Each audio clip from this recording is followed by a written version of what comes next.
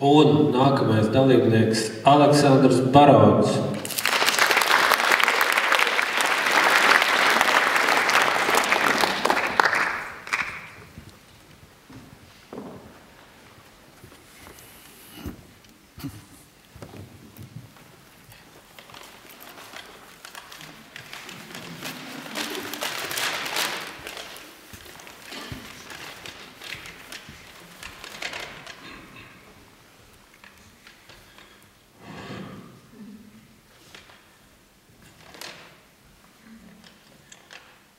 Aiznes piekusis vilnis plaukstu,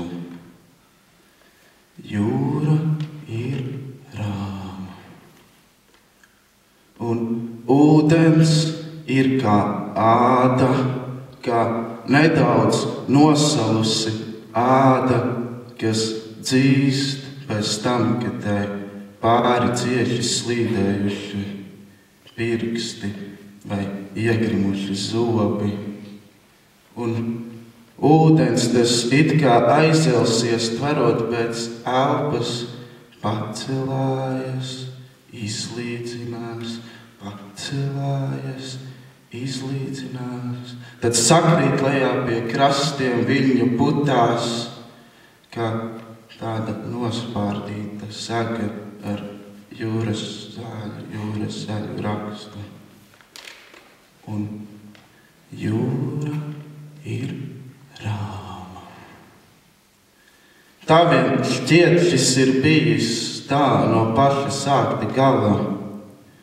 Šķiet neviena nekad nebūtu bijis. Šķiet neviens nekad nebūtu bijis Robinsons Krūzo, kas iemācīdamies dzīvot viens, neaizmirs iegaumēt, kā viņa katru rītu no jauna apģērbj sevi savā krokotajā džemperī.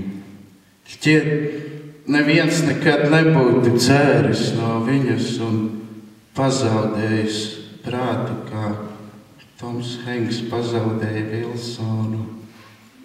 Tā vien šķiet, neviens pat nebūtu dzirdējis, kā vējš elso no kādas vientuļas salas dzīdums paisumā laivu, kā nolasu tukšā šķirsā, pilnām burām uz neatgriešanos, tikai lai šoreiz to aiznestu visdevītais vilnis, kā tas aiznes plaukstu paraudums to zem, viņai apņemot no visām pusēm un ielienot ausīs degunā plaušās acīs zem nagiem un cieši tur tik ilgi, līdz noslīgs pati pēdējā artikulētā doma un pārvēršas par lunkanu spēcīgu zivi, kas peld un peld un peld un peld un jūra ir rāma. Viņas sānas klāj neskaitāmi sīciņi, balti kliemežu vāki. Un tikko attapies jūras braucējs.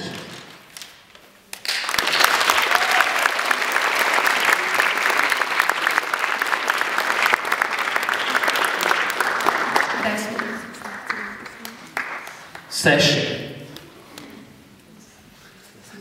Pārgi gan? 9. 7. Nē, man sākumā runāsim visi, kas grib tā. Sākumā tā, kad es pirmās rindiņas risināju, kā tad tas vilnis atnes to, ko viņš tur atnesa, jā, plaukstu, vai ienes, vai aiznes. Pēc tam tā jūra bija visu laiku tā kā rāma. Nu kā tad viņi to aiznes, to plaukstu, ja viņi bija rāma? Un tas pirmās 5-6 rindiņas domāju par to, vai bija tas vilnis, vai tomēr rāma, jā. Pēc tam bija tā forši. Tad es atcerējos pie Jelinieku, ka Jelinieku aprakstīja kaut kā šausmīgu mārku, cik viņš bija šausmīgi drūms un kāda tur visādi līķi iekšā un kas tāds šausmas, kas nav notikuši tais krastos, bet šausmīgām 10 lapusēm romānā. Un viņš bija tāds seksīgs, tas apraksts, un viņš bija tagad tāds perveržs, tā kā nevis par dīķi, bet par kaut kādu orgānu. šī arī bija par to ādi, jā, viņš bija tāda liela tāda metafora. Es tā aizgāju kāds apziņas plūsmas. Un es nezinu, man liekas, ka apziņas plūsma, es esmu redzējis tik ļoti labs paraugs apziņas plūsmai. Man liekas, ka šitai apziņas plūsmai bija pat daudz loģikas, vai kaut kāda pat daudz loģisku vārdu savienību blakus. Viņa tomēr ir tāda sadrumstalotā un paradoxālā apziņas plūsma.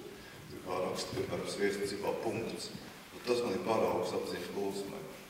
Un viņš ir izkopis reāli to. Šeit tomēr bija kaut kā tā nemākulītas. Es gribu pateikt, ka man ļoti patika. Man likās, ka tas ir par seksu, un viss tur man likās saprotam un skaidri. Nē, nu labi. Nu, kā man, es nedrīkst runāt par publiski, man ir pārāk vulgāra valoda, bet, nē, man arī kādā brīdī likās, man patika, vārds sakot, man patika, man likās, ka tur viss ir kārtībā, un man arī, jā, man bildi un zīmē. Man diemžēl jāpārtrauc šī karstā diskusija. Aleksandram arī es nedošu mikrofonu. Paldies par uzstāšanos. Te ir pretpes.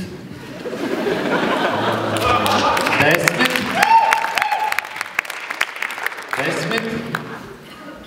Ir 2, 3. Paldies. 9. Es domāju, cik bēdīgi priekšējā sēdošie, kur derēts tās visas rokas. 8, 7, 6, 5. Nu tad vēlreiz, tātad 9, tas ir kā ir uz augšu, 9, 8, tā kā ir uz leju. Kā tur no augšas izskatās?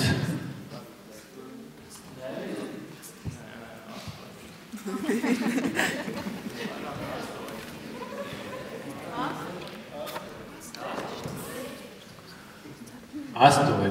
Es vairāk sadzirdēju 8 nekā 9. Paldies Aleksandram, paldies žūrijai, paldies jums.